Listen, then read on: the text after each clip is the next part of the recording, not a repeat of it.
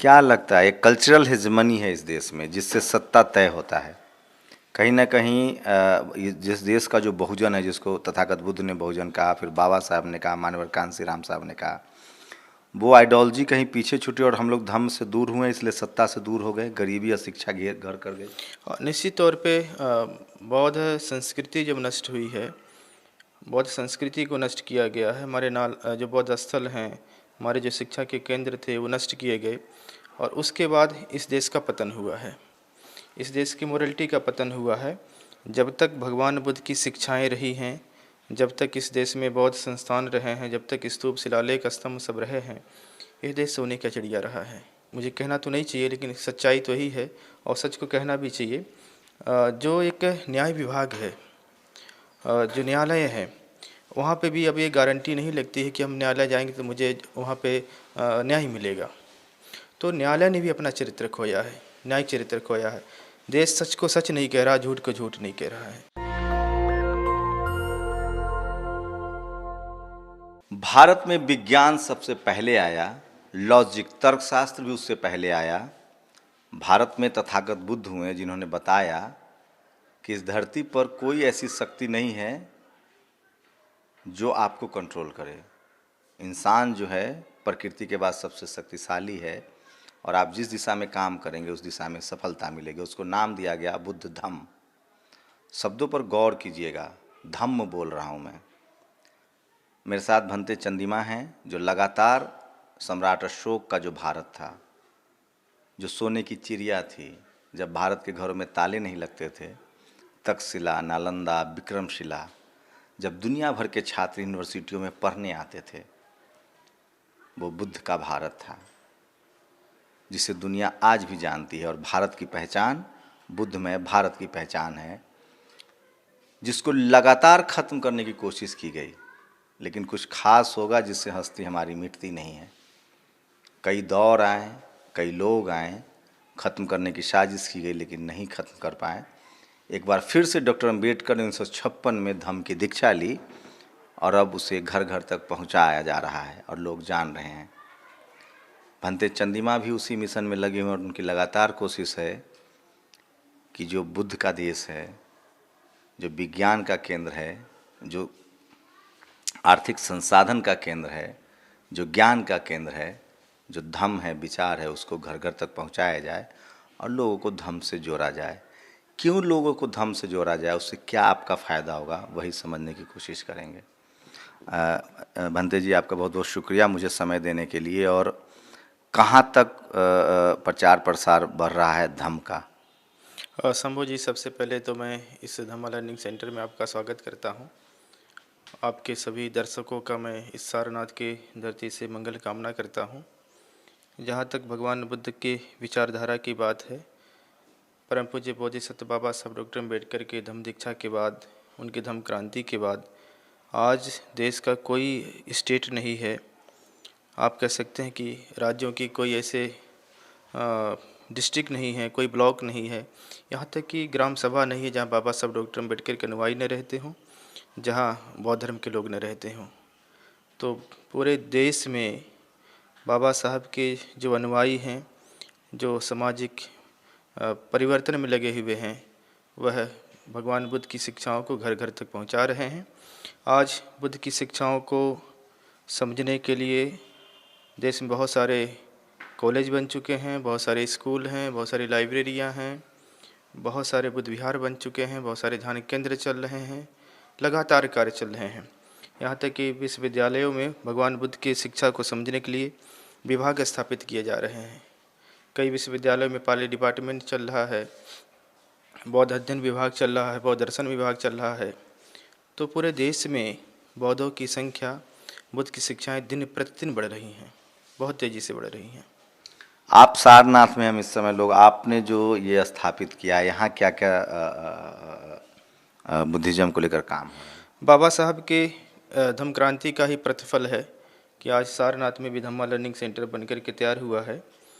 और इस सेंटर को बनाने में पूरे देश के अम्बेडकरवादी लोग, बौद्ध समाज के लोग हमें योगदान दिए हैं। हम लोग भी प्रयास में हैं कि यहाँ से भगवान बुद्ध की शिक्षाएं दूर दूर तक जाएं। और हमारे यहाँ 2012 से बहुत सारे बनते लोग आए हैं, बहुत सारे लोग बनते लोग हैं, बहुत सारे उपासक, बहुत सारी उपासिकाओं का प्रशिक्षण होता रहा है, आगे भी होता रहेगा। जो हमारे बनते लोग हैं सामान्य शिक्षा के साथ साथ धर्म विनय सीख रहे हैं और बहुत सारे लोग स्कूल से लेकर यूनिवर्सिटियों तक अध्ययन कर रहे हैं। क्या लगता है, एक कल्चरल हेजमनी है इस देश में जिससे सत्ता तय होता है। कहीं ना कहीं जिस देश का जो बहुजन है, जिसको तथागत बुद्ध ने बहुजन कहा, फिर बाबा साहब ने कहा, मानवर कांसी राम साहब ने कहा, वो आइडियोलॉजी कहीं पीछे छूटी और हम लोग धर्म से दूर हुए, इसलिए सत्ता से दूर हो गए, गरीबी और शिक्षा घर कर गई। निश्चित तौर पे बौद्ध संस्कृति जब नष्ट हुई है, बौद्ध संस्कृति को नष्ट किया गया है। हमारे जो बौद्ध स्थल हैं, हमारे जो शिक्षा के केंद्र थे वो नष्ट किए गए और उसके बाद इस देश का पतन हुआ है, इस देश की मोरलिटी का पतन हुआ है। जब तक भगवान बुद्ध की शिक्षाएं रही हैं, जब तक इस देश में बौद्ध संस्थान रहे हैं, जब तक स्तूप शिलालेख स्तंभ सब रहे हैं, यह देश सोने का चिड़िया रहा है, ये समृद्ध भारत रहा है, सपनों का भारत रहा है। बुद्ध धर्म के समाप्ति के बाद आज जो हमारे पड़ोसी देश हैं, जो जंगली एक तरह से थे, आज वो समृद्ध हुए हैं और हम बुद्ध की शिक्षाओं को खोल करके हम जंगली होते जा रहे हैं। तो निश्चित तौर पर भगवान बुद्ध की शिक्षाओं को लाना पड़ेगा।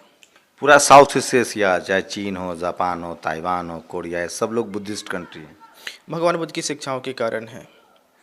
और जब हम बर्मा, श्रीलंका अन्य देशों के इतिहास पढ़ते हैं तो कहते हैं कि पहले हम जंगली थे, भगवान बुद्ध के धर्म ने हमें सभ्य बनाया है। और आज जब देश में हम लोग देखते हैं कि आए दिन पे रोज़ मर्डर हो रहे हैं, रोज़ हत्याएं हो रही हैं, आज बेईमानी चरम सीमा पे है, भ्रष्टाचार बहुत तेज़ी से बढ़ा हुआ है, आज छोटी छोटी बेटियों का बलात्कार होता है, रोज़ हम लोग समाचार पत्रों में, टीवी चैनलों में, सोशल मीडिया पे देख रहे हैं।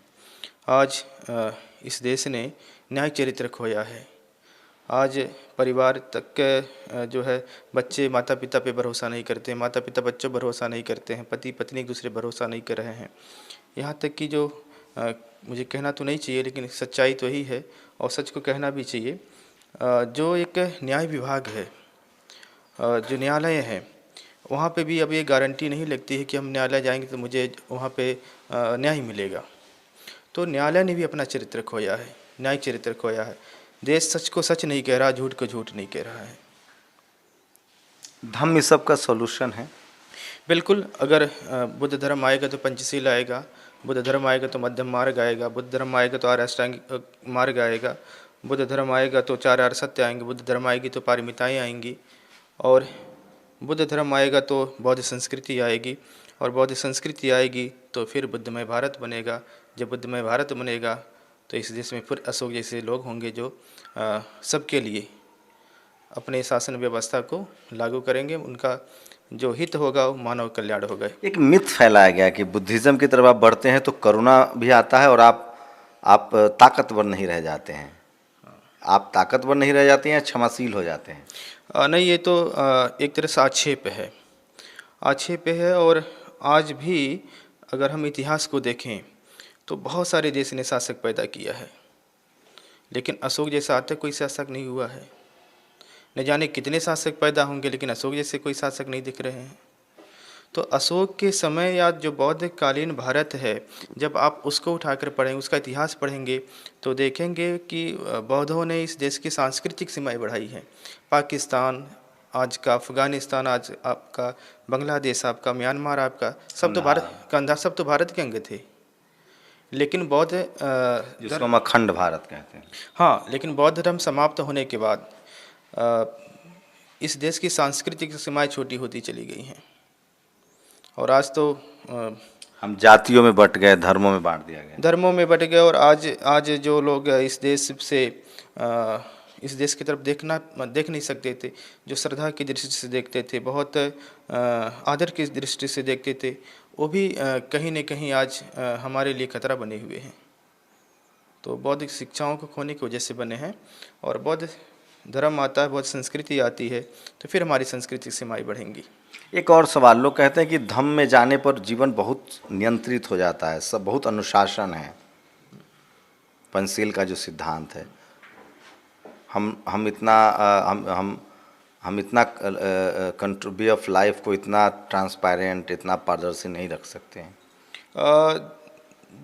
बुद्ध धर्म अपनाने के बाद हमारा जीवन बहुत व्यवस्थित हो जाता है, जीवन में अनुशासन आ जाता है।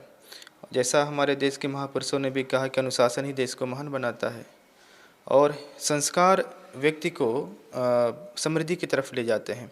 जिस व्यक्ति में जो व्यक्ति संस्कार विहीन हो जाता है उसका पतन अपने आप होता है, और जिस व्यक्ति के जीवन में अनुशासन नहीं है, जिस समाज में अनुशासन नहीं है, तो उसका भी पतन होता है। और मैं तो इस बात को कहता हूँ हमेशा कि महत्वपूर्ण ये नहीं कि आप सिटी स्मार्ट बनाइए, महत्वपूर्ण सिटीजन स्मार्ट बनाइए। अगर सिटीजन आपका स्मार्ट नहीं है तो सिटी आप की स्मार्ट हो नहीं सकती है। और अगर बनाते भी तो जब सिटीजन स्मार्ट है उसको तहस नहस कर देंगे। तो बौद्ध संस्कृति या बौद्ध धर्म लोगों सिटीजन स्मार्ट बनाता है। आज आप जापान में जाइए, जो लोग जापान में गए वही कहते हैं कि जापान पर्स छूट जाए, चोरी हो जाए, पर्स छूट जाए तो वो चोरी नहीं होता, वापस मिल जाता है।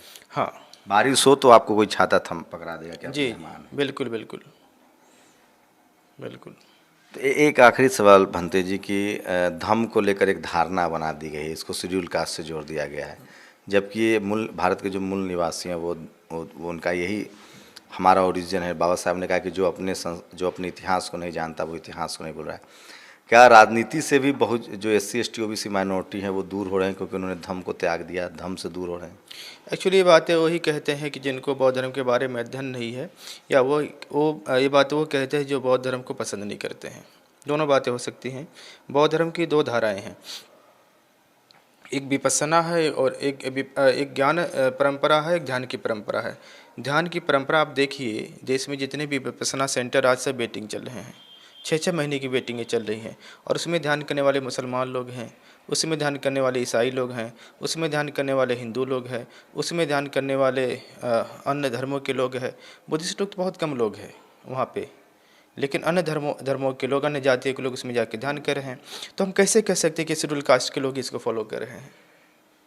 मुसलमान तो शेड्यूल कास्ट का है नहीं, ईसाई तो है नहीं, लेकिन वो तो बड़ी मात्रा में कर रहे हैं। और आज भारत में लगभग सभी जातियों के भिक्षु हैं, सभी जातियों के बौद्ध अनुयायी हैं। तो बौद्ध धर्म एक्चुअली जाति परंपरा को तोड़ता है, और वो टूट गई है बहुत बुरी तरीके से। जो समतामूलक समाज की स्थापना का लक्ष्य है वो बौद्ध धर्म से ही होगा, और बौद्ध धर्म इसके लिए एक बहुत बड़ा माध्यम है। बुद्धिज़्म में दया है, करुणा है, अनुशासन है। पूरे साउथ ईस्ट एशिया में देखेंगे तो वो तमाम देश जो बुद्धिस्ट हैं वो तरक्की कर रहे हैं। पूरी दुनिया में बुद्ध को लेकर रिसर्च सेंटर है, बुद्धिज़्म को लेकर बात। मैं अपना निजी अनुभव बताता हूँ, जब आप कर्मकांड से दूर होंगे, जब आप बुद्धिज़्म की बढ़ेंगे तो आपके शब्दों की शक्ति पर आपको भरोसा होगा, अनुशासन आता है, और आप मानवीय होते हैं। आप अपने लिए, दुनिया के लिए निगेटिव नहीं पॉजिटिव सोचते हैं। मैं फिर कह रहा हूँ, जो पंचशील का सिद्धांत है वो बहुत ज़रूरी है। और एक बात तो जाने कि आपकी ज़िंदगी में जो संपन्नता है वो उसकी वजह भी आप हैं, और अगर गरीबी लाचारी है तो उसकी वजह भी हम हैं। ये हमें बुद्धिज़्म बताता है। अगर आप बुद्धिज़्म की तरफ बढ़ते हैं तो आपके अंदर एक शक्ति आती है समाज को बदलने की, समाज को बेहतर करने की, और अपनी भी ज़िंदगी आप बेहतर कर सकते हैं। भरोसा नहीं है तो एक बार ट्राई कीजिए। कैमरा पर्सन आशीष के साथ शंभू कुमार सिंह, नेशनल दस्तक, सारनाथ, वाराणसी।